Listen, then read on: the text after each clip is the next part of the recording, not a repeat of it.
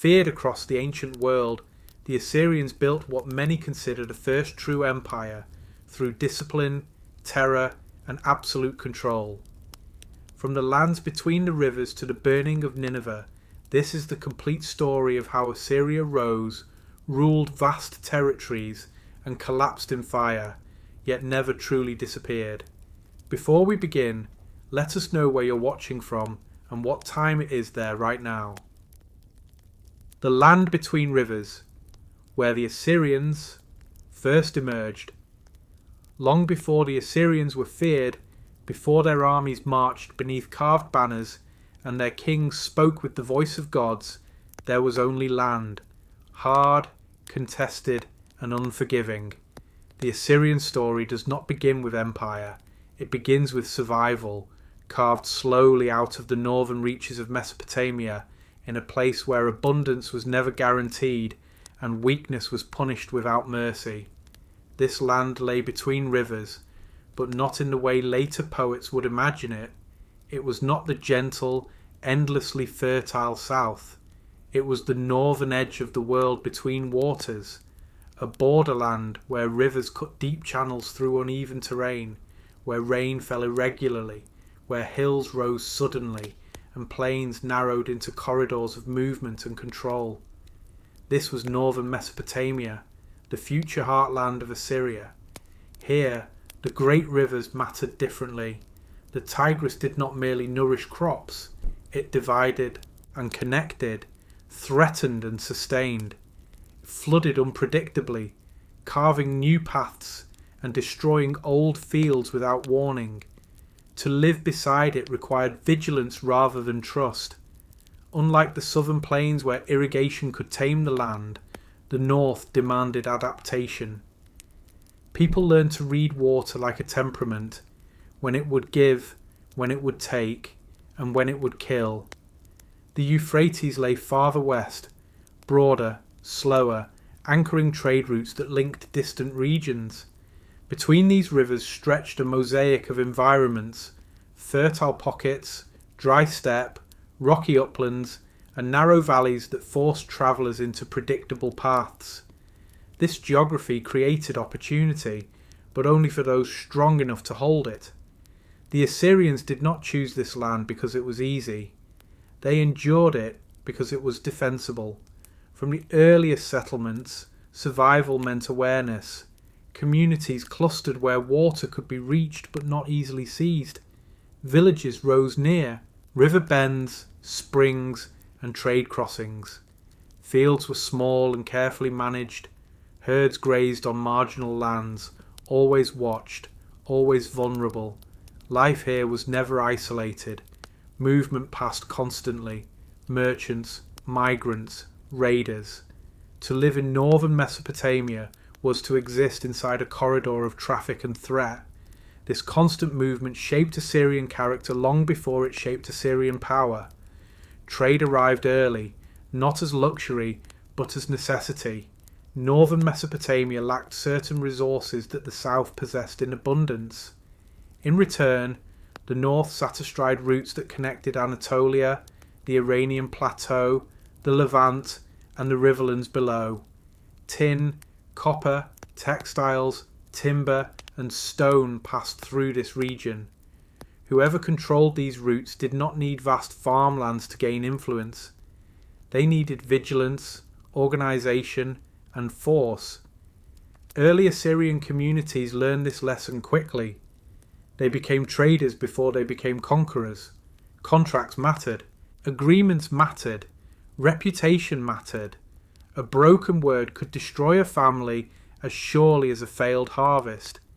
This early culture of obligation and record keeping would later become the administrative backbone of empire. At the centre of this world stood the city of Ashur. It was not the largest city of Mesopotamia. It was not the richest, but it was perfectly placed. Sitting above the Tigris on a defensible bluff, Ashur watched the river rather than submitting to it. From its walls, movement could be monitored, taxed, or resisted. The city grew as a node, part trading hub, part religious centre, part fortified refuge. Ashur was more than a settlement, it was an idea. The city embodied balance between exposure and control.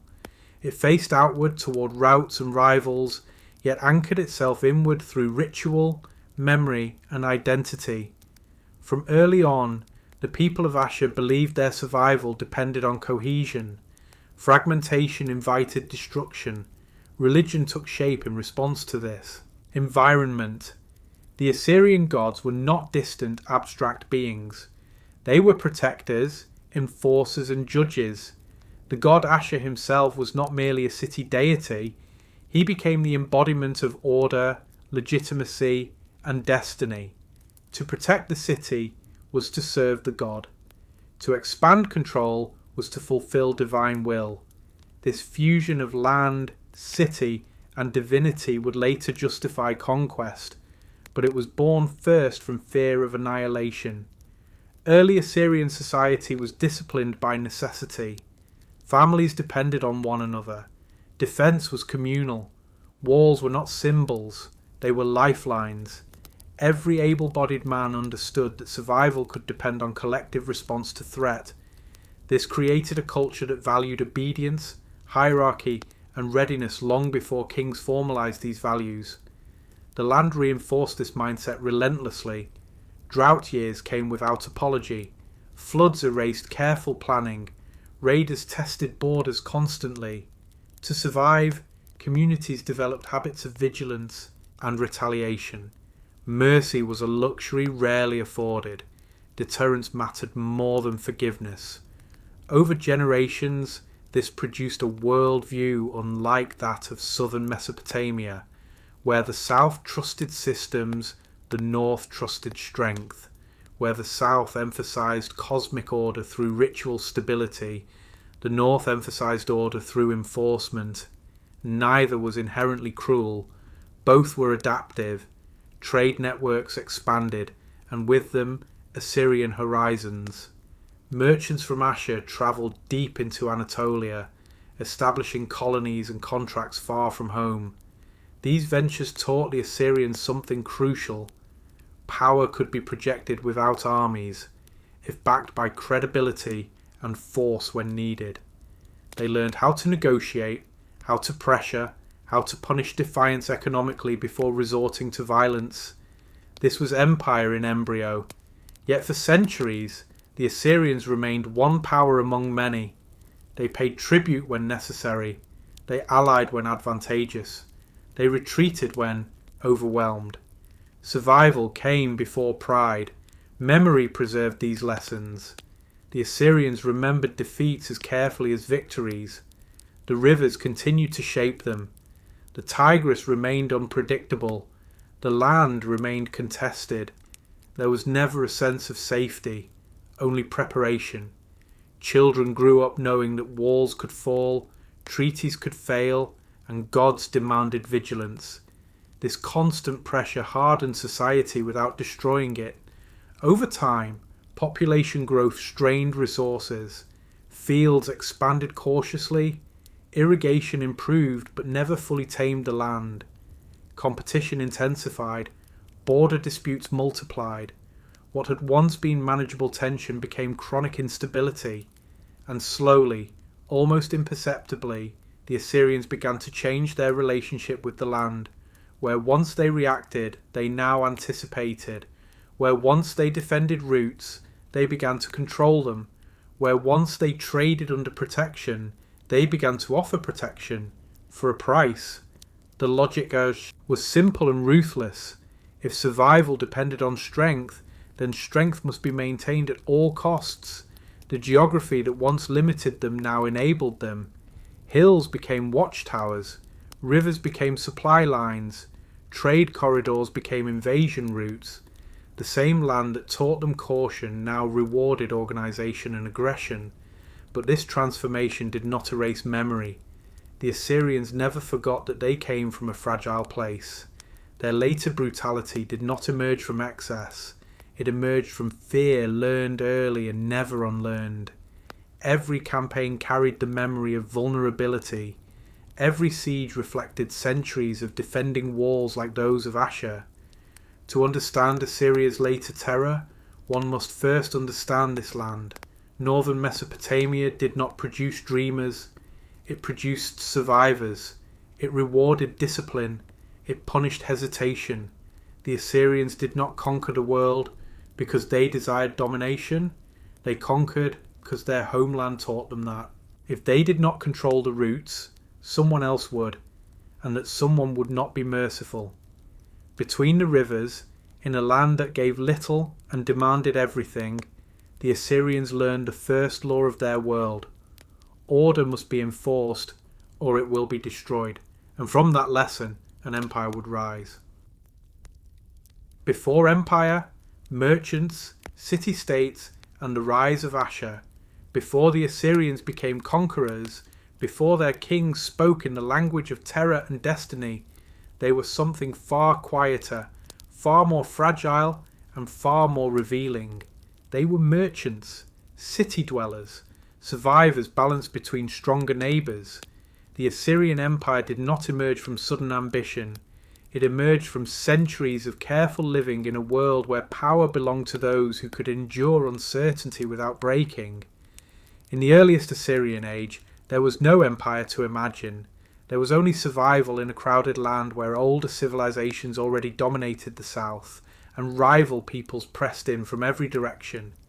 The Assyrians lived in the shadow of others: Sumerians, Akkadians, Babylonians, civilizations with deeper roots, richer lands, and greater prestige. Northern Mesopotamia was never the cultural centre of the world, it was its edge, and edges create a particular kind of people. Early Assyrian society was anchored in city-states rather than territory. Power did not radiate across wide borders. It concentrated inward, behind walls, around temples, along riverbanks. Each city existed as a self-contained world, bound together by trade, ritual, and mutual defence. Loyalty was local before it was ethnic. A person belonged first to a city, then to its god, and only distantly to any wider identity. At the heart of this world stood Ashur, a modest city by later standards, but one whose influence far exceeded its size. Ashur was not defined by monumental architecture or vast population. It was defined by position. Perched above the Tigris, it sat at the intersection of routes that linked Anatolia to the south and east. Goods passed through constantly. So did danger. Ashur's earliest strength lay not in armies, but in contracts. Assyrian merchants became the lifeblood of the city. They travelled far beyond the homeland, establishing trading outposts deep in Anatolia, where metals, textiles, and finished goods could be exchanged. These ventures were not state-run enterprises. They were family affairs, networks of trust extending across hundreds of kilometres, sustained by reputation and law rather than force. Clay tablets recovered from these trade colonies reveal a society already deeply disciplined. Loans were recorded, interest calculated, partnerships defined, disputes arbitrated. Even marriage contracts and inheritance agreements travelled with merchants, ensuring continuity despite distance. Writing was not a sacred art here, it was a survival tool. This commercial culture shaped Assyrian values profoundly. Precision mattered, memory mattered, obligation mattered. A merchant who failed to honour agreements endangered not just himself but his entire family network. Reputation was currency, law was protection. Trust was enforced not through kindness but through consequence. The city-states of early Assyria were governed by councils as much as by rulers. Kings existed, but their power was limited. They presided over rituals, led defence, and represented the city externally, but they did not command absolute authority. Elders, merchants, priests, and landholders all held influence. Decisions were negotiated. Consensus mattered. This was not democracy, but it was restraint. The god Ashur reflected this social structure. In early periods, Ashur was not a universal conqueror god. He was a city god, protector of walls, guarantor of oaths, witness to contracts. To serve Ashur was to preserve order within the city. Expansion was not yet divine destiny. Stability was. Early Assyrian religion emphasized duty over ecstasy. Rituals reinforced hierarchy, obedience, and continuity. Festivals marked seasonal cycles crucial to trade and agriculture. Offerings sought protection from floods, raids, and famine. The gods were not distant rulers of cosmic harmony. They were guardians against chaos pressing in from every side. Life within these city-states was disciplined and demanding. Farmers worked marginal lands with care, never expecting abundance. Herds were guarded constantly. Craftspeople produced tools, textiles, and weapons essential for both trade and defence. Everyone understood their role. Disorder threatened survival. Violence was always near. Northern Mesopotamia was a contested zone, and early Assyrian cities were raided frequently. Defence was communal. Walls were repaired constantly. Watchfulness was a civic duty. There was little space for idealism. Strength mattered, but it had to be controlled. This environment produced a particular political instinct. The Assyrians learned early that power was temporary unless reinforced by structure. Cities that relied on charisma or personal dominance collapsed quickly. Those that relied on law, record keeping, and shared obligation endured. Over generations, Ashur grew wealthier, not through conquest, but through consistency. Trade networks expanded. Families accumulated capital. Archives grew thicker. Memory became institutional. This created a paradox. Ashur was prosperous, but vulnerable. Its wealth attracted attention. Its success invited envy. Pressure mounted from stronger southern kingdoms. Tribute was demanded. Alliances shifted. Ashur submitted when necessary and resisted when possible. This flexibility was not weakness, it was survival strategy. The Assyrians learned when to bend and when to endure. Slowly, subtly, the balance began to change. As trade wealth accumulated, Ashur gained leverage. Mercenaries could be hired. Fortifications improved. Diplomacy became more assertive. The city began to act not just as participant in regional systems, but as coordinator. It offered protection to smaller communities. It enforced contracts beyond its walls. Authority extended outward, not through conquest, but through expectation. This was the moment when merchant discipline began to resemble governance. The transition was not sudden. It did not feel like destiny. It felt like necessity. As instability increased across Mesopotamia, trade routes became dangerous. Merchants demanded protection. Families demanded security. The city responded by organising force more formally. Defence became professional. Leadership centralised. Kings gained authority not because ideology changed, but because conditions demanded it. A city under constant threat could not afford indecision. Councils still existed, but royal command hardened. Obedience became virtue. Discipline became identity. Religion adapted accordingly. Ashur's role expanded. He was no longer only protector of the city. He became symbol of unity, order, and rightful authority. To defend Ashur was to defend the people. To extend Ashur's protection outward began to feel justified, even righteous. Yet memory of vulnerability never faded. The Assyrians did not forget that they had once paid tribute. They did not forget that trade routes could collapse overnight. They did not forget that cities could burn. This memory would later shape their brutality. Fear, once learned, is rarely unlearned. By the time Assyria stood on the edge of empire, it was already transformed internally. It had learned administration from merchants, discipline from survival, and hierarchy from necessity. Its society was already organised for endurance. Expansion was simply the next logical step. Before empire, there was no prophecy of domination. There was accounting, there was negotiation, there was vigilance. The Assyrians did not conquer because they loved war. They conquered because centuries of trade, pressure, and insecurity taught them a single lesson. A city that does not control its world will eventually be consumed by it. From merchants and city-states, from contracts and councils, from survival without certainty, the Assyrian Empire was quietly, inevitably born. Kings chosen by the gods. Long before Assyrian kings ruled through terror, before their armies burned cities and carried entire populations into exile, they ruled through belief. Not belief as comfort, but belief as structure, belief as obligation, belief as inevitability. In Assyria, kingship was never simply political power. It was sacred responsibility, enforced by gods who did not forgive failure. The Assyrian king was not born a god, as Egyptian pharaohs were said to be. He did not claim divinity for himself. Instead, he ruled as something more dangerous, the chosen instrument of divine will. His authority did not come from blood alone.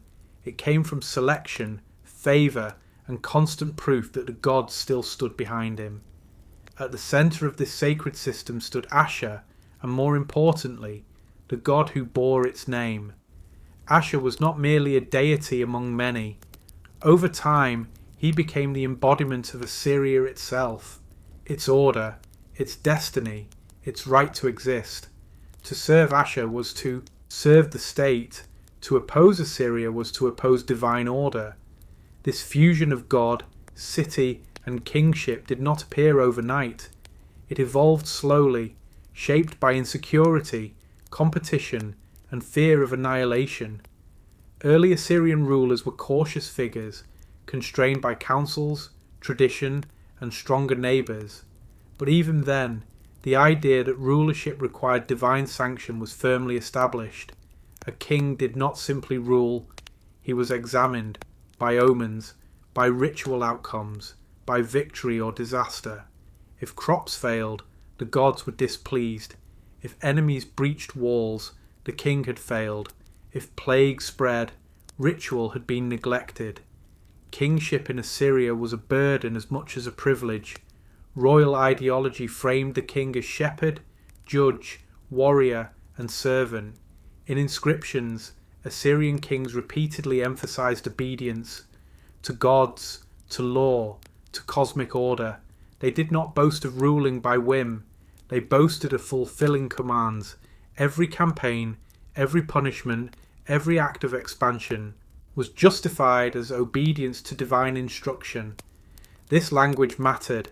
It removed personal responsibility and replaced it with inevitability.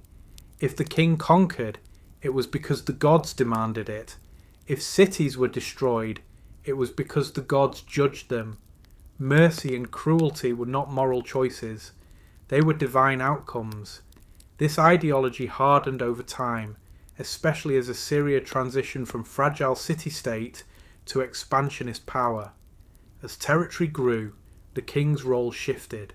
He was no longer just protector of the homeland. He became guardian of cosmic balance across lands he had never seen. The world itself became Assyria's responsibility. Religious ritual reinforced this transformation relentlessly. Kings participated in daily ceremonies, seasonal festivals, purification rites, and omen consultations. Every decision of consequence required divine confirmation. Before war, priests read entrails, observed celestial signs, and consulted ancient texts. A campaign, launched without proper ritual, was considered doomed before it began. The gods spoke through signs, and the king was expected to listen. But listening was not passive.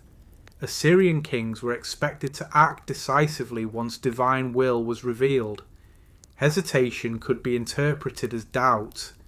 Doubt was disobedience. Disobedience invited chaos. This created a dangerous dynamic. The king was constrained by ritual, but once sanctioned, he was unrestrained in action. Royal inscriptions carved into stone and palace walls broadcast this ideology relentlessly. Kings described themselves as chosen, beloved, strengthened, and guided by the gods. They listed victories not as personal achievements, but as confirmations of divine favour.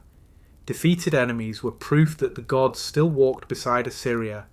Failure, when it came, was never framed as incompetence. It was framed as divine testing, or the result of earlier ritual failure. Kings confessed mistakes not out of humility, but necessity. Confession was a ritual act intended to restore balance and resecure favour. This is where Assyrian kingship becomes truly unique. Unlike many rulers who hid failure, Assyrian kings recorded it. They acknowledged fear, doubt, and error in texts meant to endure. These confessions revealed a society terrified of disorder, obsessed with correctness, and fully aware that power could vanish if the gods withdrew support. Kingship was also inseparable from violence. The Assyrian king was expected to be a warrior, not symbolically, but physically. He led campaigns. He hunted lions as ritual demonstrations of dominance over chaos. These hunts were not sport. They were theology enacted in blood. The king killing a lion represented order conquering disorder, civilization triumphing over threat. Palace reliefs made this message unmistakable. The king stood larger than others, calm amid chaos, executing enemies or subduing beasts with divine composure. These images were not exaggerations for vanity. They were instructional. They taught subjects how to understand power. The king was not cruel because he enjoyed cruelty. He was cruel because the universe demanded control. Sacred kingship also extended beyond life. Death did not end responsibility. Dead kings became part of the ancestral order that protected Assyria. Rituals honoured them. Their names were preserved. To forget a king was dangerous. Memory sustained legitimacy. Succession, therefore, was a sacred crisis. A new king had to prove that the gods still approved of Assyria's existence. Omens were scrutinized intensely.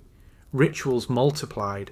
Any sign of disorder during transition, rebellion, famine, defeat, was interpreted as divine uncertainty.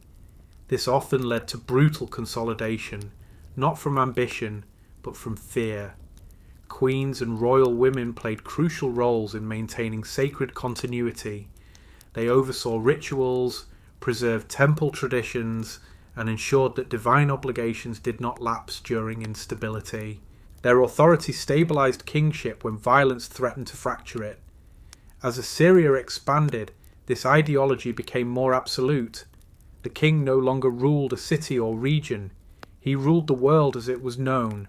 Foreign lands were not simply conquered, they were corrected. Their gods were subdued or absorbed. Their rulers were punished as rebels against divine order. To resist Assyria was to resist the gods themselves. This belief made compromise difficult. Diplomacy existed, but only within boundaries defined by divine hierarchy. Allies were respected only if they accepted Assyrian supremacy as natural. Treaties were sworn before gods who enforced obedience with famine, plague, and destruction. In this system, mercy was conditional, obedience was sacred, rebellion was sacrilege.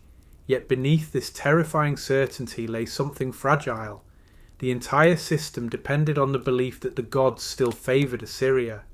When signs turned dark, when eclipses frightened courts, when plagues returned, when defeats mounted, the ideology that had empowered kings became a trap. If the gods withdrew favour, then kingship itself became illegitimate. This is why Assyrian kings reacted to threats with overwhelming force. They were not merely defending territory, they were defending cosmic legitimacy. Every rebellion threatened not just control, but meaning. To understand Assyrian brutality, one must understand this sacred kingship. Violence was not excess, it was theology. Terror was not random, it was communication. Destruction was not revenge, it was ritual correction. The Assyrian king did not ask whether conquest was right. He asked whether the gods still demanded it. Chosen by the gods, bound by ritual, burdened by destiny, Assyrian kings ruled not as men seeking glory, but as instruments terrified of failure. And as long as the gods appeared to answer, the world trembled. The war machine that terrified the ancient world, the Assyrian war machine, was not feared because it appeared suddenly, nor because it relied on sheer numbers alone. It was feared because it was deliberate, organised, and relentless, an instrument refined over centuries until violence itself became a system. Long before Assyria reached the height of its power, its people had already learned that survival in a crowded and hostile world required something more than courage. It required preparation, discipline, memory, and the willingness to make fear do the work of armies. The Assyrians did not invent war, but they transformed it. In the lands of northern Mesopotamia, conflict was constant. Raids, border clashes, and city rivalries shaped daily life long before empire. From this environment emerged a crucial realization. Untrained militias and seasonal levies were not enough. An army raised only when danger arrived was always too late. To endure, Assyria needed soldiers who trained before war, not during it. This realization marked a turning point. The Assyrians began to develop one of the world's first truly professional armies. Soldiers were no longer farmers temporarily pulled from fields. They were specialists, trained, equipped, supplied, and commanded as a permanent force. Military service became identity. Discipline replaced improvisation. This army was organised with precision. Infantry formed the backbone.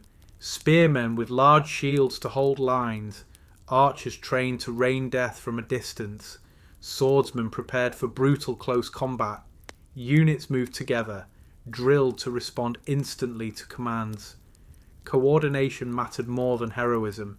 An individual warrior was expendable, formation was sacred. Above them stood officers who understood terrain, logistics and timing. Campaigns were planned months in advance. Routes were mapped. Supply lines calculated. Roads were cleared. Fortified camps were established as armies advanced, ensuring that Assyrian forces could move deep into hostile territory without collapsing under hunger or exhaustion. Iron changed everything. While bronze remained important, Assyria embraced iron earlier and more systematically than most rivals. Iron weapons were harder, more durable, and easier to replace once production was mastered. This gave Assyrian armies a logistical advantage as much as a tactical one. Spears held longer, swords broke less often, armour resisted blows that would have shattered bronze. Over time, this translated into confidence, and confidence became dominance. But Assyria's greatest innovation was not material, it was psychological. The Assyrians understood something ancient commanders often ignored.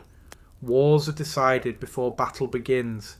If an enemy could be made to surrender without resistance, resources were saved, casualties were avoided, order was preserved. Terror, when applied systematically, became efficiency. This is why Assyrian brutality was so carefully recorded.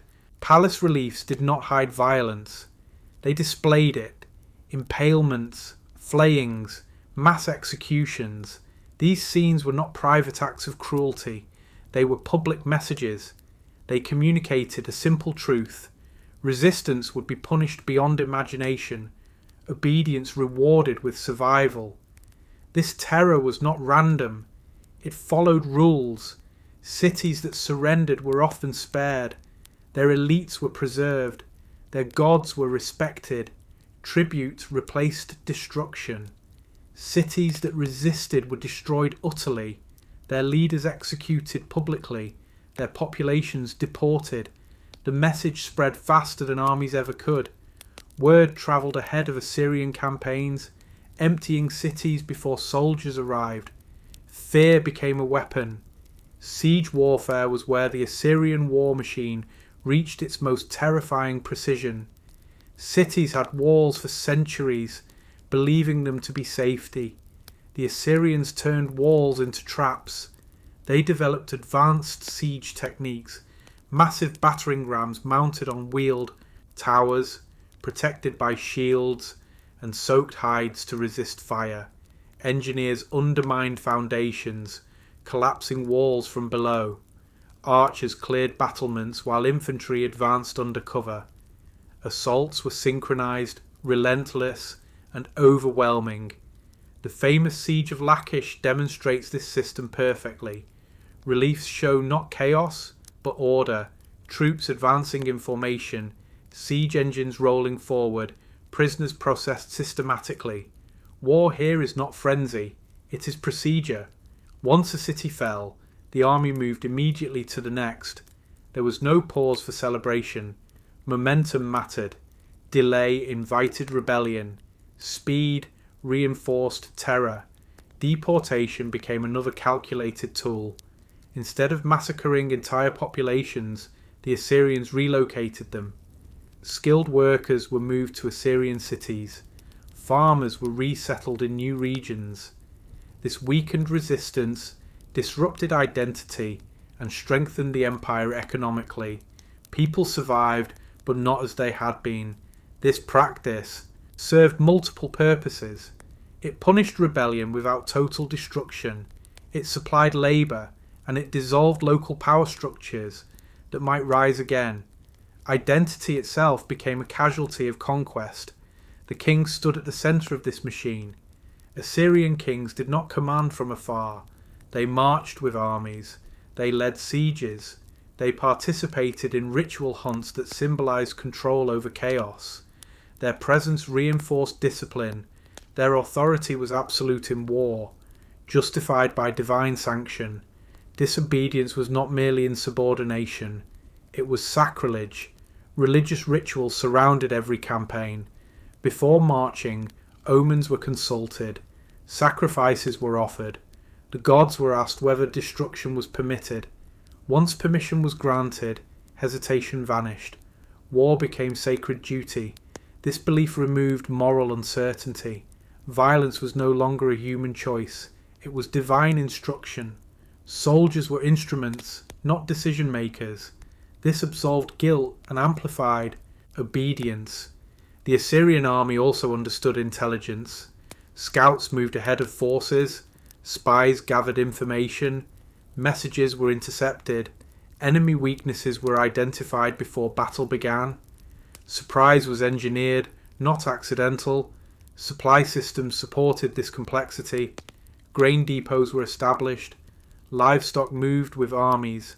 Captured territories were stripped methodically to sustain further campaigns. War fed itself, yet this machine demanded constant movement. Stopping meant weakness. Weakness invited rebellion. Rebellion threatened legitimacy. Thus, Assyria was trapped by its own success. The war machine had to keep operating, expanding outward to maintain internal stability.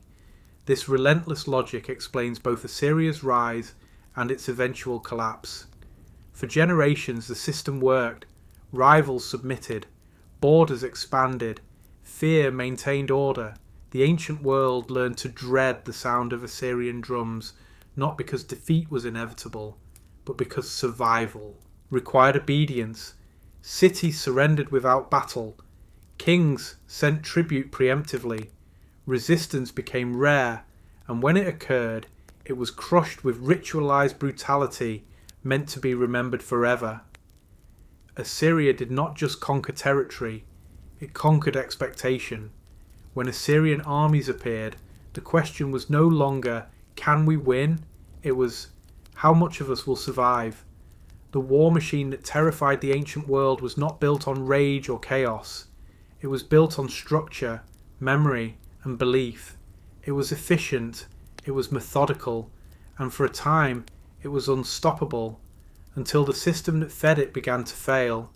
But while it endured, Assyria redefined warfare forever, proving that the most powerful weapon is not the sword, the ram, or the army itself. It is fear, organized into law. Iron, blood, and discipline. Iron, blood, and discipline were not symbols in the Assyrian world.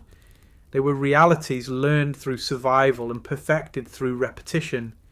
Together, they formed a system of warfare so methodical and so psychologically overwhelming that it reshaped how war itself was understood across the ancient Near East. The Assyrians did not simply fight harder than their enemies. They organized violence until it became predictable, efficient, and terrifyingly reliable. For much of the ancient world, war was episodic. Armies assembled after harvest and disbanded before winter. Soldiers were farmers first, warriors second. Battles relied on bravery, momentum, and chance. The Assyrians rejected this tradition completely. They understood that in a contested world, survival demanded permanence. War could not be seasonal. Readiness could not be optional. This realization transformed Assyrian society from the ground up. Military service became an institution rather than an obligation. Training began before conflict arose and continued regardless of peace. Discipline was drilled into bodies and minds until obedience became instinct.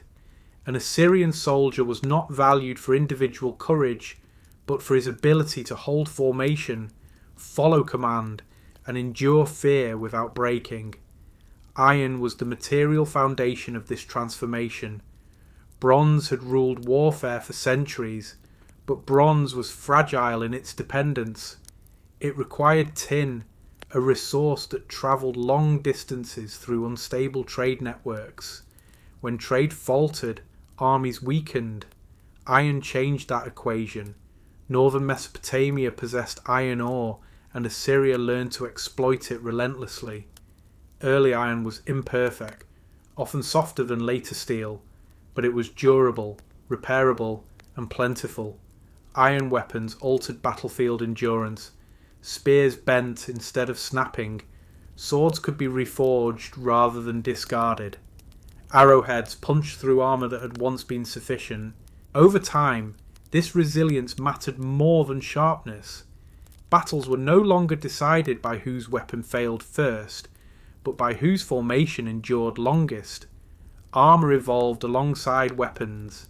Assyrian soldiers wore layered protection, helmets reinforced with iron, scale armour stitched together from metal plates, large shields designed to overlap in formation.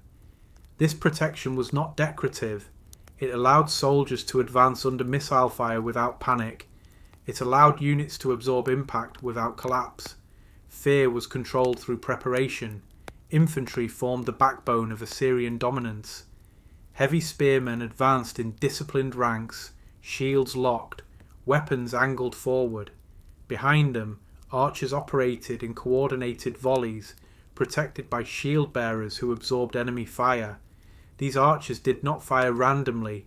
They targeted officers, standard bearers, and dense formations, breaking enemy cohesion before contact. Swordsmen waited behind the lines, advancing only when formations fractured. Cavalry operated on the flanks, harassing, isolating, and pursuing. Early Assyrian cavalry were not reckless riders. They were controlled instruments of pressure, trained to coordinate with infantry rather than replace it. Horses were conditioned carefully for endurance. Manuals recorded feeding schedules, rest cycles, and training routines. War was managed like agriculture or trade, systematically. This level of coordination required command structures unknown to most contemporaries. Orders were clear and enforced instantly. Signals, messengers, and prearranged movements reduced confusion. Soldiers did not debate commands. Obedience was survival. Bloodshed, when it came, was deliberate. The Assyrians sought not prolonged combat, but decisive collapse. Archery weakened resistance. Infantry closed methodically. Cavalry prevented escape. Once morale broke, killing became rapid and overwhelming. Mercy was conditional. Resistance invited annihilation. Submission offered survival. This brutality was not uncontrolled rage, it was policy. Assyrian kings understood that terror could replace battle. They cultivated reputation as carefully as weapons. Palace reliefs depicted violence with unflinching clarity. Impalement, flaying, mass executions. These images were not hidden, they were displayed prominently. They communicated a message more powerful than any speech. Resistance would be remembered forever. Fear travelled faster than armies. Cities surrendered before siege engines arrived. Kings sent tribute preemptively. Entire regions capitulated without battle. This saved Assyria time, resources, and lives, at least Assyrian lives. Terror was efficiency. Siege warfare revealed the full sophistication of Assyrian tactics. Walls that had protected cities for centuries became vulnerabilities. Engineers advanced with massive battering rams mounted on wheeled towers, protected by soaked hides to resist fire. Archers cleared battlements while sappers undermined foundations. Assaults were synchronized, relentless, and overwhelming. Once a city fell, the army did not linger. Prisoners were processed. Leaders were executed publicly. Skilled workers were deported. The army moved on immediately. Momentum mattered. Delay invited rebellion.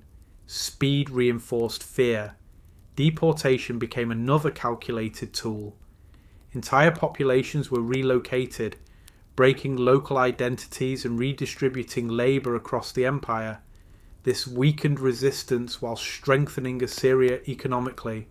People survived, but their worlds did not. Identity itself became a casualty of conquest.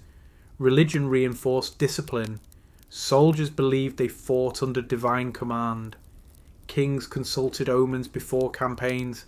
Sacrifices secured approval. Once sanctioned, hesitation vanished. Violence became sacred duty. Doubt became disobedience. The king stood at the centre of this system. He was commander, priest, and symbol of order. His presence reinforced obedience. His authority was absolute in war, justified by divine will. Disobedience was not merely insubordination, it was sacrilege. This system produced battlefield dominance unlike anything the ancient world had seen. Enemies faced not chaos, but procedure, not rage, but inevitability. Resistance felt futile before contact even occurred, yet this perfection carried a hidden cost. Discipline required constant enforcement. Training demanded resources. Iron production required labour. Continuous warfare exhausted land and people. The army could not stop without weakening itself. Peace threatened readiness. Rest invited decay. Thus, Assyria became trapped by its own success. To maintain dominance, it had to keep fighting. To keep fighting, it had to keep feeding fear. Iron had to be forged. Blood had to be spilled. Discipline had to be enforced relentlessly. For generations this worked. Assyria dominated battlefields not through numbers, but through inevitability. Enemies did not ask whether Assyria could win. They asked how much destruction resistance would bring. Iron gave their weapons endurance. Blood spread their reputation. Discipline made their dominance absolute. Together, they created a model of warfare that redefined power itself, one that the ancient world would fear, imitate, and remember long after Assyria fell silent. Cities of stone and power, Nineveh, Ashur, and Kalhu, cities were the true weapons of Assyria. Before armies marched, before iron struck flesh, power was poured into stone, mud brick, timber, and wall. The Assyrian Empire was not ruled from tents or temporary camps. It was ruled from capitals built to intimidate, to endure, and to remind every visitor, ally, or captive that Assyria was permanent. Assyrian cities were not organic growths shaped by chance. They were deliberate constructions of authority. Every wall, gate, courtyard, and palace corridor served a purpose. These cities were not simply places to live, they were instruments of control. At the heart of this system stood three cities that defined Assyrian power across centuries: Ashur, Calhu, and Nineveh. Each represented a different phase of Assyria's rise, and together they reveal how urban space became imperial ideology carved into the earth. Ashur came first. Ashur was not the grandest Assyrian city, but it was the most sacred. It sat above the Tigris River, watching rather than submitting to it, positioned where movement could be monitored and controlled. The city grew slowly, layered atop itself through centuries of survival. Its walls were practical, not extravagant. Its streets followed terrain rather than geometry.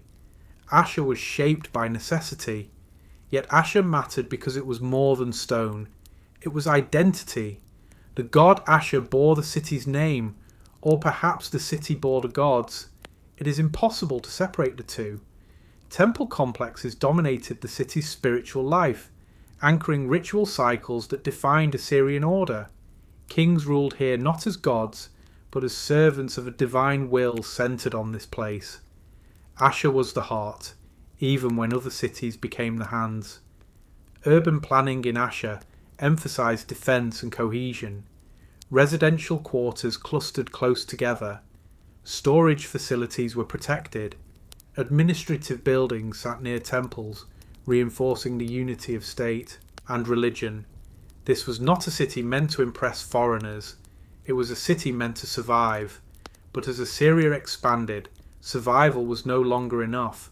Power required display. That transformation came with Calhu. Calhu, known today as Nimrud, marked a decisive shift in Assyrian urban ambition. It was not merely inherited, it was built. Chosen deliberately as a new capital, Calhu represented Assyria's transition from regional power to imperial force. Here, the city was reshaped according to vision rather than tradition. Walls were massive, enclosing vast spaces. Gates were monumental. Streets were widened for processions, not just foot traffic. Palaces dominated the skyline, raised on artificial platforms that lifted kings physically above subjects. Space itself became hierarchy. Calhu's northwest palace was a declaration in stone. Reliefs lined its walls, depicting military victories, tribute processions, lion hunts, and ritual acts. Visitors did not need to hear Assyrian power explained. They walked through it. Every corridor reinforced the same message. Order flowed from the king, and the king ruled by divine command. Urban planning here was intentional intimidation. Open courtyards allowed crowds to gather for ceremonies. Long hallways controlled movement. Guards, statues, and inscriptions ensured that no one forgot where authority resided. The city itself disciplined behaviour. Calhu also functioned as an administrative engine. Deportees were resettled nearby. Workshops produced weapons, textiles, and luxury goods. Storehouses held tribute from across the empire. Roads radiated outward, linking provinces to the capital like veins to a heart. The empire moved through Calhu, yet even Calhu would eventually be surpassed, because Assyria did not stand still. That culmination came at Nineveh. Nineveh was not merely a capital, it was an imperial statement on a scale the ancient world had rarely seen. When Assyrian kings invested in Nineveh, they were not building a city, they were constructing a worldview. The walls of Nineveh stretched for kilometres, thick and high, reinforced by towers at regular intervals. Gates were monumental, carved with protective figures, winged beings, divine guardians, hybrid creatures meant to ward off chaos. To approach Nineveh was to feel small. Inside, the city was vast and carefully organised. Palaces, temples, gardens, and administrative quarters occupied distinct zones, yet remained integrated. Roads allowed armies to move through the city efficiently. Canals brought water from distant sources, ensuring stability even during siege. This was urban planning as strategic foresight. Nineveh's palaces dwarfed those of earlier capitals. Reliefs reached new levels of detail and narrative complexity. Entire military campaigns unfolded across walls. Sieges, deportations, executions, and triumphs were frozen in stone. These were not records for historians. They were lessons for subjects and visitors alike. Knowledge itself was housed here.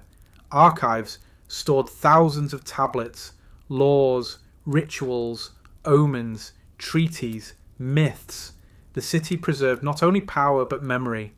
In Nineveh, Assyria collected the world, catalogued it, and placed itself at the centre. Gardens and parks existed alongside brutality. Exotic trees, animals, and plants were brought from conquered lands, reshaping nature itself into imperial display. Even leisure reinforced dominance. The king could command forests to grow where none had existed. Urban life within these cities reflected hierarchy. Elites lived near palaces and temples. Craftspeople occupied designated quarters. Deportees and labourers were settled deliberately, separated from ancestral ties, and reshaped into imperial subjects. The city dissolved old identities and replaced them with new ones centred on Assyria. Walls mattered as much psychologically as physically. They defined who belonged and who did not. Inside the walls was order, outside was chaos. This distinction was central to Assyrian ideology. Cities were islands of control in a hostile world. Yet these capitals were not static monuments. They were dynamic machines. Officials moved constantly. Messengers came and went. Tribute flowed inward. Commands flowed outward. The empire breathed through its cities. And like all machines, they demanded maintenance. Walls had to be repaired. Canals dredged. Storehouses filled. Rituals performed. When these systems faltered through famine, rebellion, or collapse, the cities became liabilities. Their scale, once a strength, became a burden. When Assyria fell, it was its cities that burned. Calhu was looted and abandoned. Ashur was sacked. Nineveh fell in fire and flood. Its walls breached, its palaces destroyed. The stones remained, but the system that animated them vanished. For centuries these cities stood silent. Travellers passed their ruins without knowing their names. Empires rose and fell elsewhere. Assyria disappeared not only from power, but from memory. Yet the stones endured. Today, the ruins still whisper their purpose. The walls still trace authority. The palaces still impose order even in collapse. They remind us that Assyrian power was not accidental, nor merely violent. It was architectural. It was administrative. It was deliberate. Ashur gave Assyria its soul. Calhu gave it confidence. Nineveh gave it supremacy. Together, these cities revealed the truth behind Assyrian dominance.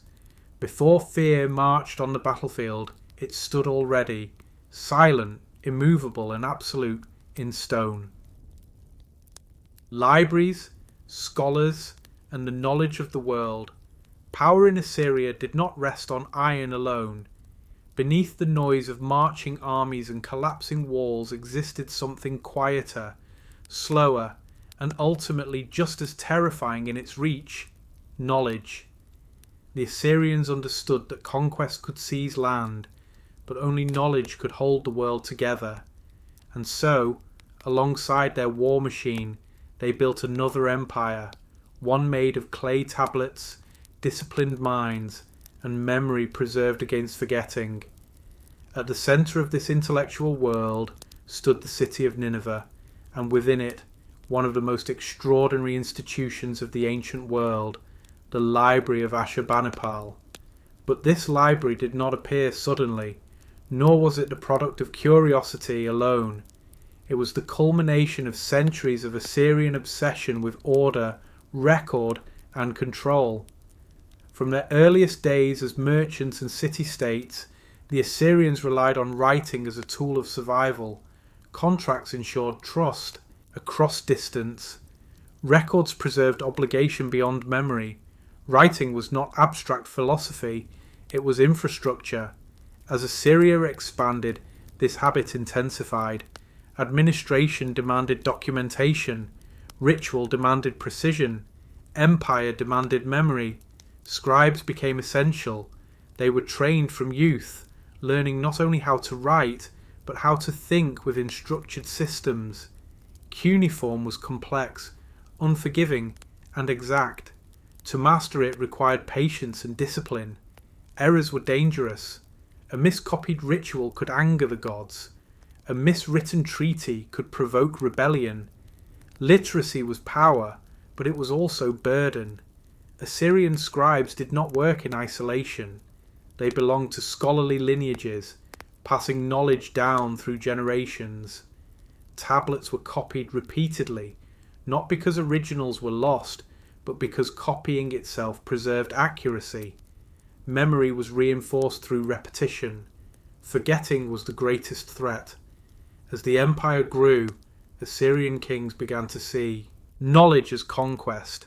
Foreign lands were not only plundered for tribute and labour, they were mined for texts, myths, omens, rituals, medical treatises, and astronomical observations were seized and brought back to the capital. Knowledge was centralised just as power was. This impulse reached its peak under Ashurbanipal. Ashurbanipal was unlike most Assyrian kings. He was trained not only in warfare and ritual, but in scholarship itself. He read cuneiform. He studied omens. He took pride in understanding ancient texts that many priests merely recited. In inscriptions, he boasted not only of victories, but of literacy, an unusual claim in a world where kings often relied on others to read for them. Under his reign, the library at Nineveh became a deliberate project. Orders were sent across the empire, demanding copies of texts from temples, archives, and private collections.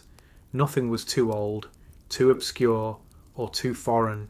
Sumerian myths, Babylonian epics, medical manuals, divination, guides, all were gathered, copied, categorized, and stored. This was not preservation for nostalgia. It was control. Assyrian scholars believed the universe operated according to patterns that could be read, recorded, and interpreted. The gods spoke through signs, in the stars, in dreams, in disease, in weather, in the behaviour of animals. To rule effectively, one had to read these signs correctly. Knowledge was defence against chaos. Astronomy was therefore not a science of curiosity, but of survival. Scholars observed the movements of planets and stars, recording eclipses, conjunctions, and anomalies. These were not celestial wonders, they were warnings. An eclipse might signal rebellion. A planetary shift might foretell plague. Kings waited for scholarly interpretation before acting. Time itself became regulated through knowledge. Calendars synchronized ritual, agriculture, and administration. Festivals had to occur at precise moments. Sacrifices could not be delayed. Error invited disaster. Medicine followed the same logic. Illness was not random, it was divine communication. Assyrian medical texts combined practical treatments, herbs, poultices, procedures, with incantations meant to appease offended gods. Physicians were scholars as much as healers. Diagnosis required interpretation. Healing required ritual correctness. Mental illness, physical injury, epidemics, all were recorded with astonishing detail. Symptoms were catalogued. Outcomes were compared. Treatments refined. This was not modern medicine, but it was systematic observation shaped by belief. Knowledge accumulated through experience, not theory alone. Divination occupied a central place in scholarly life. Entire series of omen texts listed thousands of possible signs and their meanings. The liver of a sacrificial animal, the flight of birds, the pattern of smoke. Nothing was too small to matter. The world was legible if one knew how to read it. This belief created immense pressure on scholars. A wrong interpretation could doom a city. A misread omen could cost lives. Scholars were respected, but they lived under constant threat. Their knowledge bound them to the fate of kings. The library of Ashur-banipal reflected this worldview physically. Tablets were organised by subject: omens, rituals, medicine, astronomy, mythology, law. Colophons identified scribes and sources, ensuring accountability. Some tablets even warned against unauthorised copying, invoking curses against those who altered texts. Knowledge was sacred property. Yet the library was also astonishingly inclusive. Texts were preserved in multiple languages, including Sumerian and Akkadian. Even myths that contradicted Assyrian ideology were copied faithfully. The goal was not propaganda, it was completeness. To understand the world, one had to possess it intellectually. Ironically, this obsession with preservation ensured Assyria's survival in memory long after its fall. When Nineveh was destroyed, the library burned, but clay tablets, hardened by fire, survived beneath the rubble. For centuries, they lay buried, silent witnesses to a vanished world. When archaeologists uncovered them, they revealed not just an empire of violence, but an empire of thought. The Epic of Gilgamesh, lost for millennia, resurfaced from these ruins. So did detailed astronomical records, medical treatises, ritual manuals, and royal correspondence. The Assyrians, feared for their cruelty, re-emerged as one of history's greatest archivists. This paradox defines Assyria's intellectual legacy. They believed the world could be controlled if it was understood. They believed chaos could be restrained through memory. They believed knowledge was as powerful as iron. And for a time, they were right. Yet knowledge could not save them from collapse. When the empire fell, scholars scattered, libraries burned, ritual cycles ended. The system that sustained interpretation vanished. Knowledge survived only because clay endured where people could not. Today, Assyria's libraries speak again, not as tools of power, but as gifts to humanity. They reveal how ancient minds sought order in uncertainty, how fear shaped scholarship, how belief structured observation. The Assyrians did not collect knowledge to enlighten the world. They collected it to survive it, and in doing so, they ensured that even after their cities fell, even after their kings vanished, their understanding of the universe would outlast their empire. Iron built Assyria's dominance, blood enforced it, but knowledge, quiet, disciplined, and relentless, made it eternal in memory. Life under Assyrian rule. Life under Assyrian rule was not lived in the shadow of palace reliefs or measured by the distance an army could march in a day. It unfolded quietly, relentlessly, in fields worked by hand, in workshops thick with dust and heat, in scribal rooms where clay tablets piled higher than memory, and in the slow, disorienting journeys of deportation that remade entire populations. The Assyrian Empire was sustained not by spectacle alone, but by the daily endurance of ordinary people whose lives were absorbed into its machinery. For the majority of the empire's population, Assyria was not an idea. It was routine, enforced by record. Across the lands administered from capitals such as Nineveh and Ashur, daily life followed rhythms older than empire itself. Dawn meant labour. Seasons dictated survival. The difference under Assyrian rule was that every action now left a trace, measured, counted, recorded, and assessed. Agriculture formed the base of this entire system. Without grain, Assyria could not function. Farmers worked land that was often marginal, dependent on rain, canals, and careful timing. Barley and wheat dominated fields, supplemented by legumes, vegetables, orchards and grazing animals. Harvests were unpredictable. A single failed season could ripple outward into hunger, unrest, and rebellion. Because of this, farming was tightly regulated. Officials measured fields and recorded yields. Grain was stored in centralized granaries, some attached to temples, others to administrative centers. Taxes were collected not in coin, but in produce and labor. A portion of every harvest moved upward to sustain soldiers, officials, priests, and cities that produced nothing edible themselves. For farmers, this created a heavy but familiar burden. The empire demanded consistency. Failure was noted. Chronic shortfall could lead to loss of land or forced relocation, yet the same system that extracted surplus also redistributed it. In times of famine or invasion, state granaries released grain to stabilize regions. Assyria ruled harshly, but it understood that starvation weakened control. Village life depended on cooperation. Fields were planted and harvested collectively when necessary. Irrigation canals required shared maintenance. Herding routes were negotiated among families. Isolation was dangerous. Community was protection, not sentiment. Craftsmen occupied a vital middle ground between field and palace. They produced the material foundation of Assyrian power: iron tools, weapons, armour, pottery, furniture, textiles, leather goods. Workshops ranged from small family operations to large palace-controlled industries. Skilled labour was valued intensely.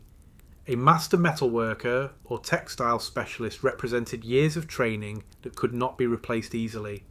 This is why conquest did not always mean extermination. When Assyria captured a city, populations were assessed. Leaders and rebels faced execution or public punishment. But artisans, builders, scribes, and farmers were often spared for deportation. They were uprooted from ancestral land and resettled elsewhere in the empire, sometimes hundreds of kilometres away. This practice shattered local identity while strengthening imperial infrastructure. Deportation was not chaotic exile, it was organised movement. Families travelled under guard, resettled in planned communities, assigned land or workshops, and integrated into new administrative systems. They were watched, taxed, and recorded. Over generations, languages blended, customs softened, and identities reshaped. Assyria expanded not just through conquest, but through absorption. For the deported, life was disorienting, but not necessarily brief. They married, raised children, worked, worshipped, and adapted. Their past was erased, but their labour sustained the empire. Survival replaced belonging. Scribes formed the invisible backbone of this world. Without them, Assyria would dissolve. Instantly, they recorded land grants, harvests, labour quotas, legal disputes, correspondence, and rituals. Writing transformed people into data, movement into control, memory into authority. Scribes trained for years, memorizing signs, formulas, and conventions. Their work was repetitive and mentally exhausting. A single tablet might require hours of careful inscription. Errors mattered. A wrong number could disrupt supply. A miscopied ritual could provoke divine anger. Precision was survival. They worked in offices, temples, and palaces, surrounded by shelves of tablets sorted by subject. Their days were quiet, controlled, and intense. Scribes were respected, but vulnerable. Their status depended on royal favour. When cities fell, scribes often disappeared with them, their knowledge buried beneath rubble. Urban life under Assyrian rule was dense and hierarchical. Cities were crowded with labourers, officials, soldiers, priests, and merchants. Markets bustled with grain, oil, wool, metal goods, and imported luxuries. Streets carried constant movement: messengers, carts, animals, patrols. Smoke from hearths and workshops hung in the air. Housing reflected status clearly. Elites lived near palaces and temples in larger homes with courtyards. Ordinary families lived in tightly packed mud brick houses with minimal space and little light. Privacy was limited. Life spilled into streets and shared courtyards. Cities were loud, communal, and monitored. Religion permeated every layer of life. Daily offerings maintained favour with the gods. Festivals redistributed food and reinforced hierarchy. Illness was interpreted as divine communication. Healing required both medicine and ritual. Priests and healers played central roles, diagnosing not only physical symptoms, but cosmic imbalance. Justice was practical rather than idealistic. Courts addressed disputes over land, debt, injury, and inheritance. Compensation was preferred over execution. Social order mattered more than punishment. However, rebellion and sacrilege were treated differently. These were crimes against the entire system and met with overwhelming force. Military service touched nearly every family. Men were conscripted seasonally or permanently. Supplies were requisitioned. Roads were built and maintained for armies. Campaigns disrupted planting and harvest cycles. War was not distant. It shaped calendars, labour, and fear. Children grew up learning roles early. Boys were trained for labour or military service. Girls learned textile production, household management, and property responsibilities. Marriage contracts, dowries, and inheritance were recorded carefully. Family continuity mattered deeply in a system designed to dissolve older identities.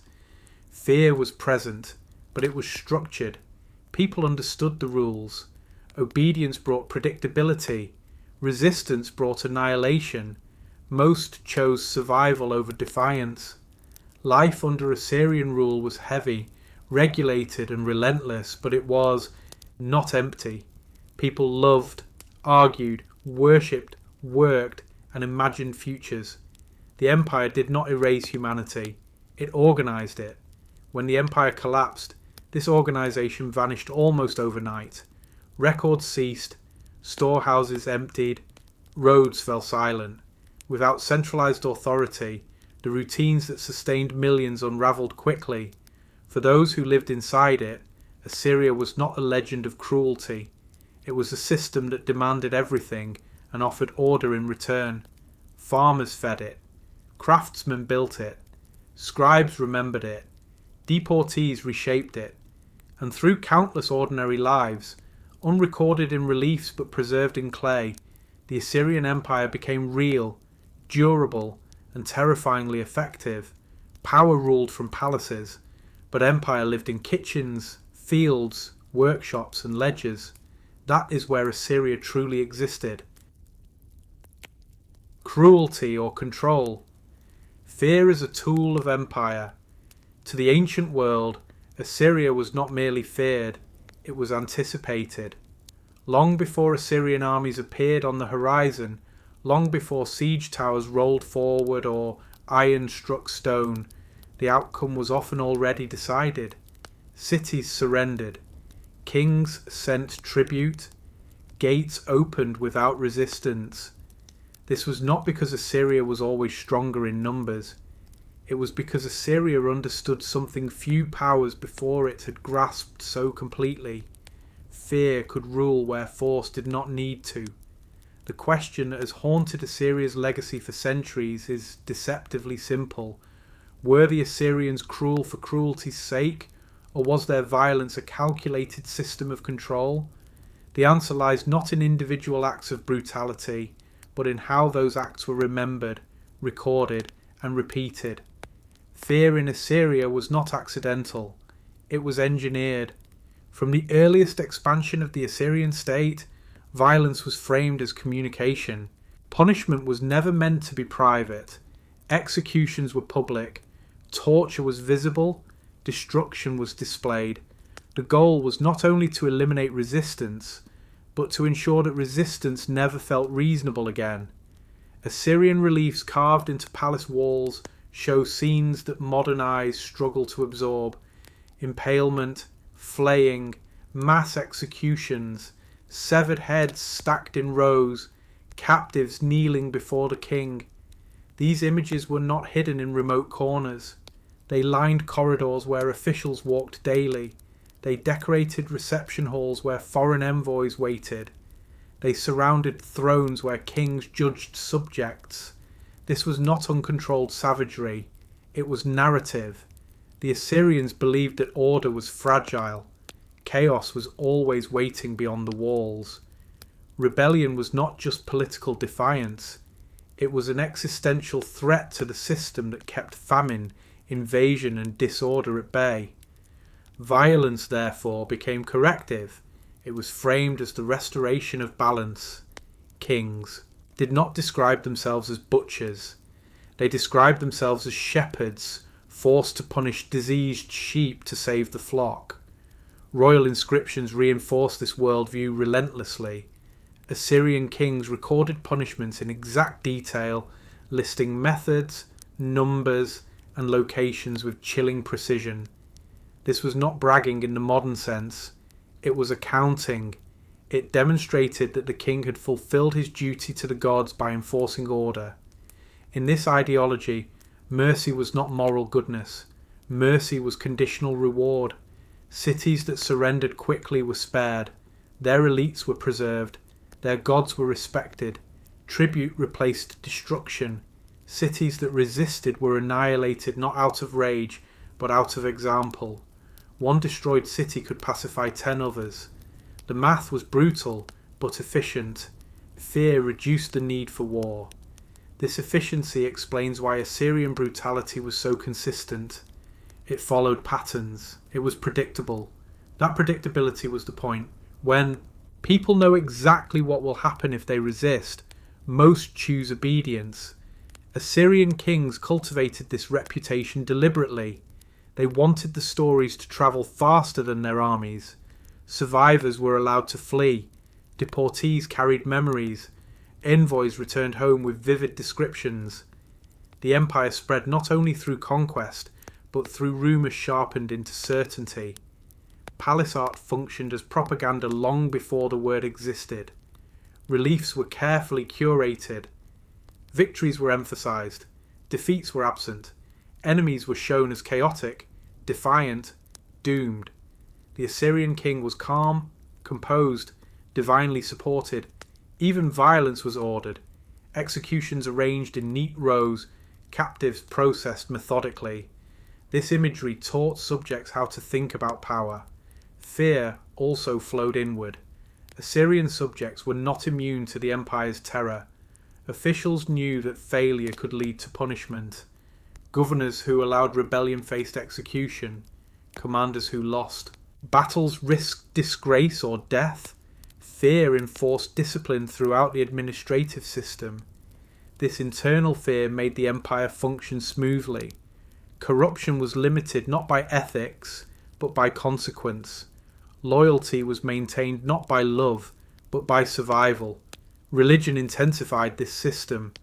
Violence was not framed as human choice. It was divine necessity. Kings claimed they acted under command of the gods, especially the god Ashur. Punishing rebels was not cruelty. It was obedience. To question the king's violence was to question divine will. This belief stripped violence of moral ambiguity. Soldiers did not kill because they hated. They killed because they were commanded by gods through the king. Responsibility dissolved upward into the divine. Even deportation, a practice often viewed as relatively merciful compared to massacre, was an act of fear. Entire populations were uprooted, stripped of ancestral identity, and relocated. This broke the psychological foundation of rebellion. People without roots were easier to govern. Survival replaced resistance. And yet, for all its horror, the system worked. Assyria controlled vast territories with fewer soldiers than would otherwise have been required. Revolts were rare compared to the size of the empire. Borders remained stable for generations. Trade flowed, administration functioned. Order was maintained. This forces an uncomfortable realization. Fear, when systematized, can be extraordinarily effective, but effectiveness carries cost. A system built on fear cannot rest. It must constantly reinforce its reputation. Any sign of weakness invites challenge. Any mercy misinterpreted as softness becomes dangerous. Assyria became trapped by its own image. Kings escalated punishments to maintain credibility. Brutality intensified, not because it was desired, but because it was expected. Subjects obeyed, but they did not forget. Resentment accumulated silently. Hatred was stored rather than expressed. When Assyria's power faltered, when armies were stretched thin, when rivals coordinated, when famine and instability weakened control, the fear that once suppressed rebellion reversed its force. Long silenced anger erupted simultaneously across regions. This is the paradox of terror as governance. It produces obedience without loyalty, stability without trust, order without resilience. When Assyria fell, its enemies showed little mercy. Cities like Nineveh were destroyed completely. The same logic Assyria had taught the world was applied back to it. Resistance was not negotiated, it was annihilated. Yet even in collapse, Assyria's reputation endured. For centuries, its name was synonymous with cruelty. Biblical texts remembered Assyria as an instrument of divine wrath. Classical writers repeated stories of terror. The nuance of control was forgotten. The horror remained. Modern scholarship has complicated this image, revealing the calculated nature of Assyrian violence. But calculation does not erase suffering. It explains it. The Assyrians were not monsters beyond humanity. They were administrators of fear in a world they believed would collapse without it. Their cruelty was not random, it was systematic. Their terror was not uncontrolled, it was disciplined. Fear built their empire. Fear maintained it. Fear destroyed it when the system finally cracked. Cruelty or control is not a choice Assyria made once. It was a balance they tried and failed to maintain. And in their ruins, the ancient world left behind a warning still difficult to confront.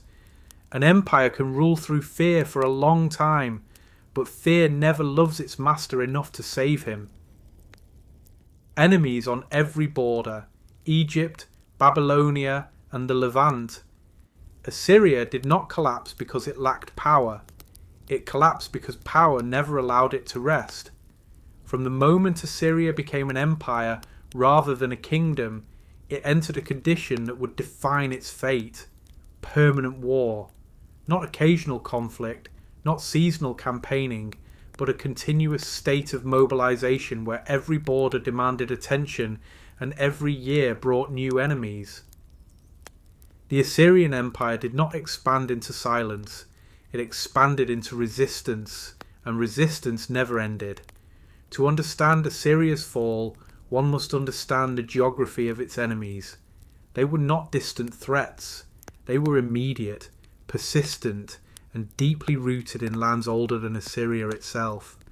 To the southwest stood ancient Egypt, a civilization whose sense of permanence rivaled Assyria's hunger for control.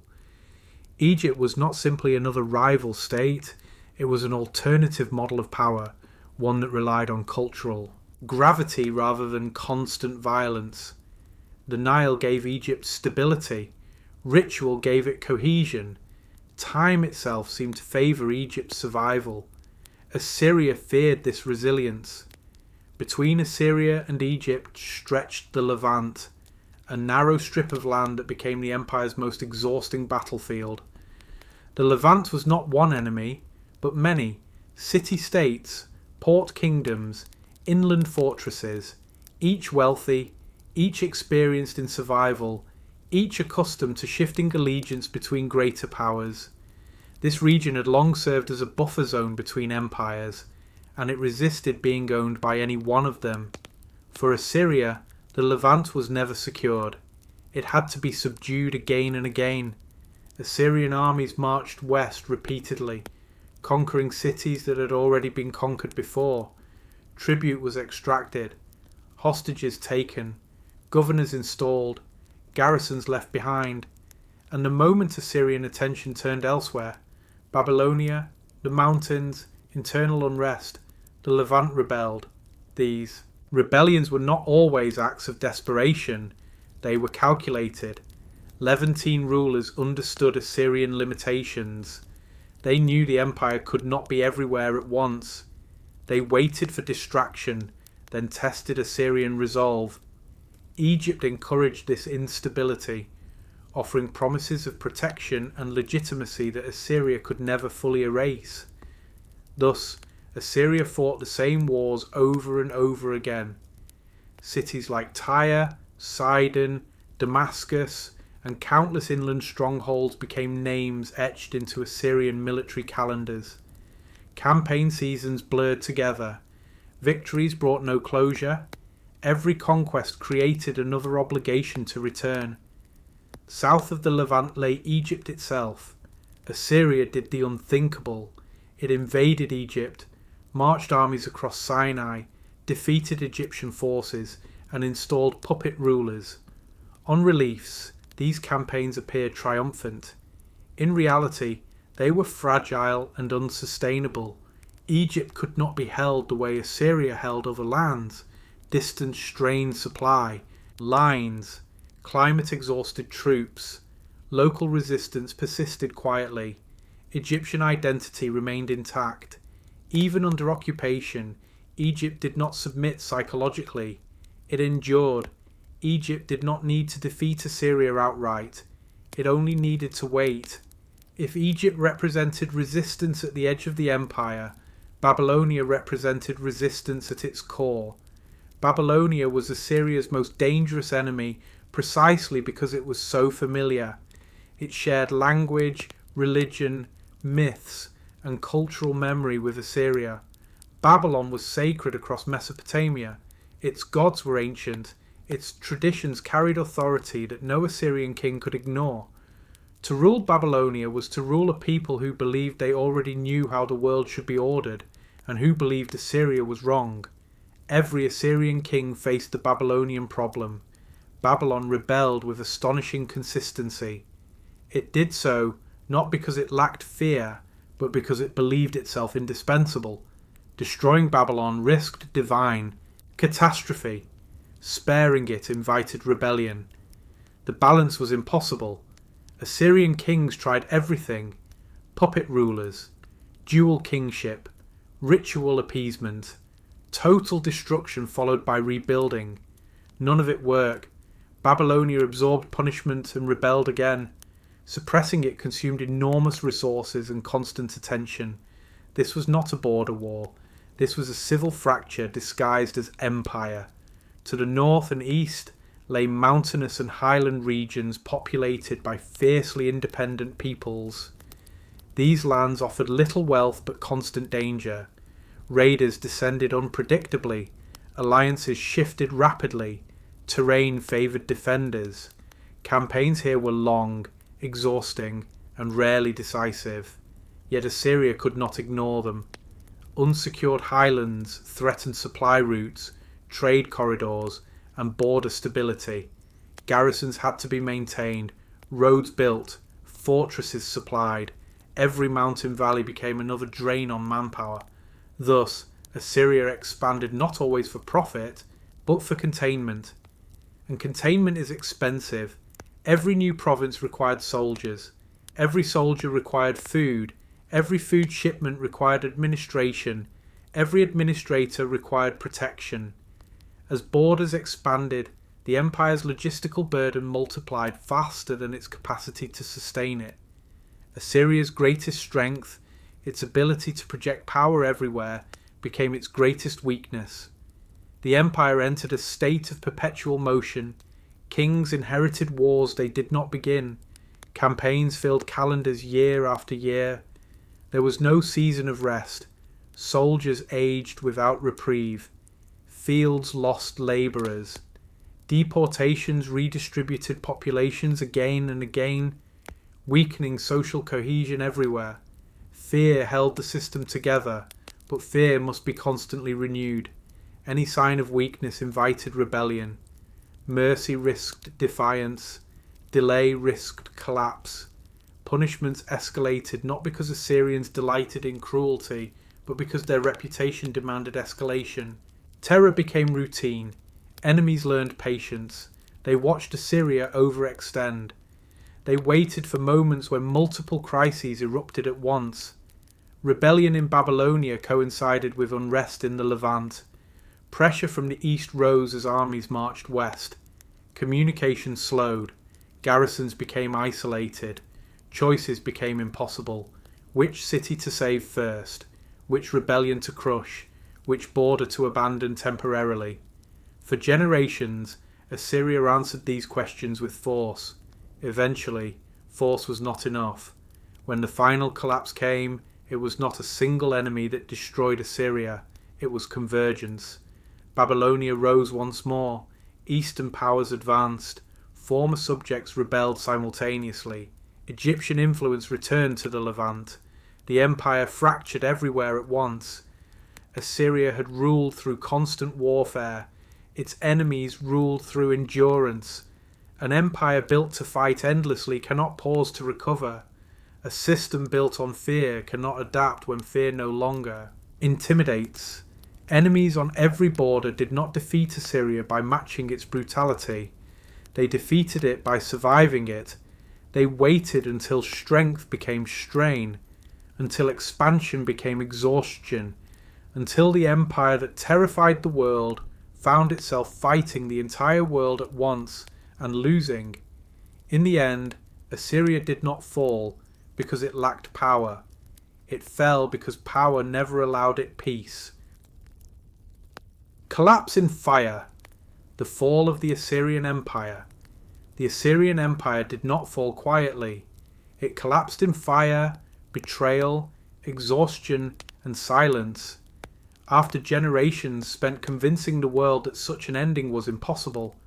For centuries, Assyria had ruled through inevitability. Its armies arrived year after year. Its punishments were remembered long after they were inflicted. Its kings spoke with the confidence of divine favour. To resist Assyria was to delay the inevitable. Also it seemed.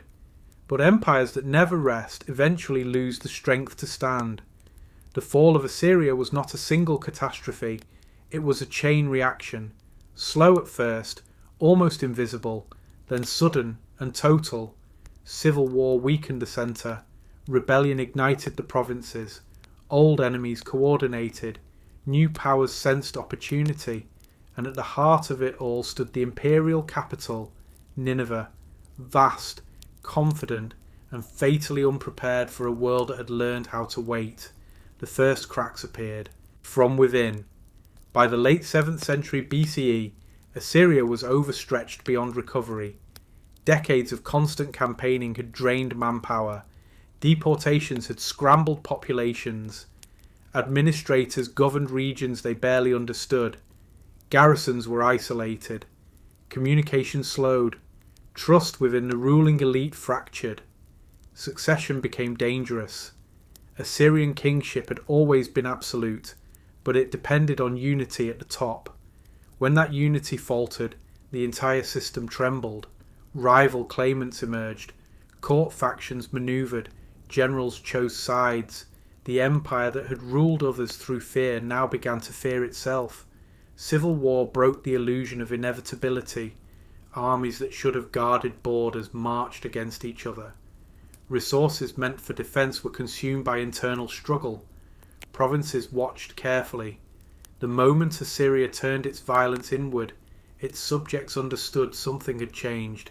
Rebellion followed. In the south, Babylonia rose once again. Babylon had rebelled before, many times, but this time felt different. Assyrian responses were slower, less decisive, garrisons were weaker, punishments less overwhelming. The fear that had once suppressed revolt no longer arrived on schedule. Babylonian leaders forged alliances instead of standing alone. They coordinated. They waited for confirmation that Assyria could not respond everywhere at once. When they moved, they did so with confidence born of patience. To the east, the Medes, long pressured, raided and contained, saw their moment. Highland powers that Assyria had never fully subdued now descended in force. These were not isolated raids. They were campaigns, organised, coordinated, relentless. For the first time in centuries, Assyria faced enemies who had learned from it. The old strategy, terror followed by submission, failed. There was no quick surrender, no preemptive tribute, no fear-driven collapse. The enemies of Assyria did not rush. They advanced deliberately, cutting supply lines, isolating cities, and allowing Assyrian forces to exhaust themselves. Meanwhile, Assyria's allies vanished. Former vassals rebelled, governors defected, garrisons surrendered or were overwhelmed. The empire began to shrink not through dramatic loss, but through quiet abandonment. Roads went unpatrolled, messages went unanswered, storehouses emptied. At the centre, Nineveh remained immense and dangerously confident. Nineveh was a city built for permanence. Its walls were massive, its gates fortified, its palaces symbolic of absolute power. For generations, no enemy had breached it. The city believed in its own invulnerability. But walls do not fight alone. As enemy forces converged, Nineveh found itself isolated. Relief armies did not arrive. Internal coordination faltered. Supplies dwindled. The same logistical brilliance that had sustained Assyria now failed under strain. The siege began. Ancient accounts describe a city surrounded, starved, and battered. Siege engines pressed against walls once thought unbreakable. Archers fired from towers now under constant assault. The defenders fought desperately, but desperation cannot replace organisation. Then came the flood. Whether by natural disaster or deliberate engineering, the waters of the river undermined Nineveh's defences. Sections of wall collapsed. What had symbolised Assyrian dominance for centuries became an opening for destruction. The city was breached. What followed was not mercy. Nineveh burned. Palaces were looted and destroyed. Temples were desecrated. Archives collapsed beneath rubble. The same logic Assyria had taught the world, destroy the centre, erase memory, was applied to it without restraint. The city that had displayed terror on its walls now experienced it. Assyrian kings vanished from history in confusion and silence. There were no triumphant final inscriptions, no orderly transition, only fragments, ruins, and unanswered questions. Elsewhere, Assyrian cities fell one by one. Ashur, the sacred heart of the empire, was sacked. Kalhu was abandoned. Administrative systems collapsed. Deportee communities scattered. Soldiers became refugees. The empire did not negotiate its end. It disintegrated. What made Assyria's fall so complete was not just military defeat. It was systemic collapse. The structures that had held the empire together required constant enforcement. Once that enforcement failed, nothing replaced it. There was no shared loyalty, no unifying identity beyond fear. Fear vanished. So did the empire. For centuries afterward, Assyria disappeared from memory. Its cities lay buried. Its language fell silent. Travellers passed its ruins without knowing their names. The empire that had terrified the ancient world became a rumour beneath the soil. And yet, the collapse itself carried meaning. Assyria proved that terror can rule for generations, but it cannot heal. It cannot adapt. It cannot forgive. When circumstances change, fear offers no flexibility. The enemies who destroyed Assyria did not do so with greater brutality. They did it with patience, coordination, and timing. They waited until Assyria could no longer respond to everything at once. Nineveh's flames marked more than the fall of a city. They marked the end of an era in how power was exercised. After Assyria, empires learned. Some adopted its methods, others softened them. None forgot the lesson. The Assyrian Empire did not fall because it was weak. It fell because it had exhausted every strength it possessed. In fire it vanished. In memory it endured.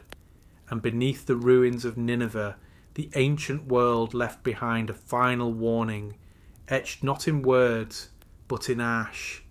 An empire that never stops fighting will one day run out of enemies, and then discover it has nothing left to hold itself together. The empire that refused to die. The Assyrian Empire fell in fire, but it did not disappear. It refused to die quietly. When Nineveh burned and Assyrian kings vanished from history, it seemed for a time as though the empire had been erased completely. Its cities were destroyed. Its administration collapsed. Its language fell silent in daily use. Travellers crossed the plains of northern Mesopotamia without knowing the names of the shattered mounds beneath their feet. Assyria, once the most feared power on earth, appeared to dissolve into dust. But empires do not die the moment their walls fall. Some linger, buried in memory, preserved in fear, waiting to be rediscovered. Assyria became one of those empires. For centuries after its fall, Assyria survived not as history, but as myth. Its name echoed through the traditions of others, often distorted, simplified, and darkened. In the Hebrew Bible, Assyria appears as an instrument of divine punishment, a force of destruction sent to humble nations. Greek writers remembered Assyria vaguely, blending it with other Eastern powers, unsure where myth ended and history began. Roman authors spoke of Assyrian kings as archetypes of ancient tyranny. The details were lost. The reputation endured. This survival through reputation mattered. Even stripped of context, Assyria remained synonymous with overwhelming power, terror, and absolute rule. Other empires defined themselves in contrast to it, or borrowed from it cautiously. Assyria became a warning as much as a model. Yet the greatest irony of Assyria's afterlife is this: the empire that ruled through fear ensured its own resurrection through knowledge. Beneath the ruins of Nineveh, buried under ash and collapsed stone, lay thousands of clay tablets from the library of Ashur. These tablets did not decay. Fire hardened them. Time preserved them. While Assyrian palaces crumbled, Assyrian memory endured in clay. When modern archaeologists began excavating Mesopotamia in the 19th century, they did not expect to resurrect a lost superpower. They expected fragments. Instead, they uncovered an archive of the ancient world. Myths long, thought lost, reappeared. The Epic of Gilgamesh emerged from Assyrian copies. Astronomical records revealed centuries of observation. Medical texts detailed symptoms, diagnoses, and treatments. Ritual manuals preserved beliefs that predated Assyria itself. Letters captured daily anxieties, political manoeuvring, and personal fears. Suddenly, Assyria was no longer a caricature of cruelty. It was a civilization that thought deeply, recorded obsessively, and remembered deliberately. The rediscovery of Assyria transformed modern understanding of ancient history. It revealed that the Assyrians were not merely destroyers, but collectors of knowledge, tradition, and memory. They preserved cultures they conquered, even as they dominated them. Without Assyrian scribes, vast portions of earlier Mesopotamian thought would have vanished entirely. In this way, Assyria outlived its enemies, but Assyria's legacy extends beyond texts. Administratively, Assyria shaped the future of empire. Systems of provincial governance, taxation, deportation, road networks, intelligence gathering, and propaganda were refined under Assyrian rule. Later empires, from the Neo-Babylonians to the Persians, did not reject these systems. They adapted them. The Persians in particular learned from Assyria's failure. They retained centralized administration but softened terror. They preserved roads and governors but emphasized tolerance. Assyria showed what worked and what broke. Even the idea of empire as a permanent structured system rather than a personal conquest owes much to Assyria. The notion that power should be recorded, standardized, and enforced through bureaucracy was not invented later. It was perfected first under Assyrian rule. Culturally, Assyria left deeper traces than often acknowledged. Art styles, reliefs, monumental guardians, narrative carvings influenced neighbouring regions. The visual language of power, where kings are shown larger than others, calm amid chaos, victorious by divine sanction, became a template repeated for centuries. Psychologically, Assyria cast a longer shadow. It proved that fear could unite vast territories under a single authority. It also proved that fear alone could not sustain unity forever. This lesson echoed through history.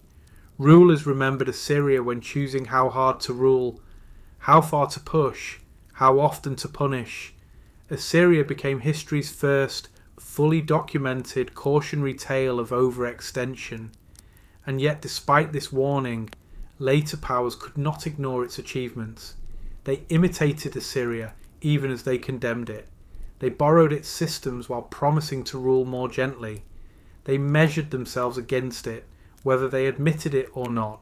Perhaps the most remarkable aspect of Assyria's afterlife is that it never truly belonged to a single successor. Unlike Rome, which passed visibly into Byzantium, or Egypt, which transformed through dynasties, Assyria fragmented completely. Its people dispersed, its cities fell silent, its name survived without a state, and still it refused to vanish. The ruins of Ashur remained sacred long after conquest. Local traditions lingered, languages evolved, but did not erase memory entirely. Even today, modern Assyrian communities trace cultural and spiritual identity back to this ancient world, carrying fragments of a civilization thought extinct. This endurance reveals something essential. Empires die when their armies fail. Civilizations die when memory fails. Assyria, paradoxically, ensured its own memory through obsession with record and order. It documented itself relentlessly. It archived not only triumphs, but fears, not only victories, but anxieties. When its cities fell, its voice remained, quiet, buried, but intact. Modern historians now read Assyrian letters filled with worry about eclipses, rebellion, illness, and omens. These texts humanize an empire once seen only as monstrous. They reveal people struggling to maintain control in a world they believed constantly threatened by chaos. Assyria's shadow also shapes how we think about power today. When we speak of surveillance, intimidation, propaganda, deportation, and bureaucratic control, we echo Assyrian innovations, often without realizing it. When modern states record populations, enforce borders, project power through reputation rather than force alone, they walk paths first carved in northern Mesopotamia. This does not make Assyria admirable, it makes it foundational. The empire that refused to die did not survive because it was loved. It survived because it mattered. It mattered because it forced humanity to confront uncomfortable truths. That order can be built on fear, that knowledge can coexist with brutality, that systems can outlast kings, and that power once unleashed leaves echoes no collapse can fully silence. Nineveh burned, Assyrian armies vanished, kings were forgotten, but the idea of Assyria, disciplined, relentless, structured and terrifying, remained embedded in the world's memory. Empires rose afterward believing they could rule better. Some did, some failed faster. All remembered Assyria, whether as warning or inspiration. That is why Assyria never truly died. It became something more enduring than a state. It became a shadow, stretching across history, reminding every empire that comes after it that power leaves traces long after its walls turn to dust. The Assyrian Empire fell in fire and silence, but its shadow never truly faded. Long after its cities turned to ruins, its ideas of power, control, and empire reshaped the world that followed. Assyria reminds us that even the greatest empires are temporary, but the systems they build can outlive them by thousands of years. If you stayed with us to the end, thank you for watching. And once more, let us know in the comments where you're watching from and what time it is there right now.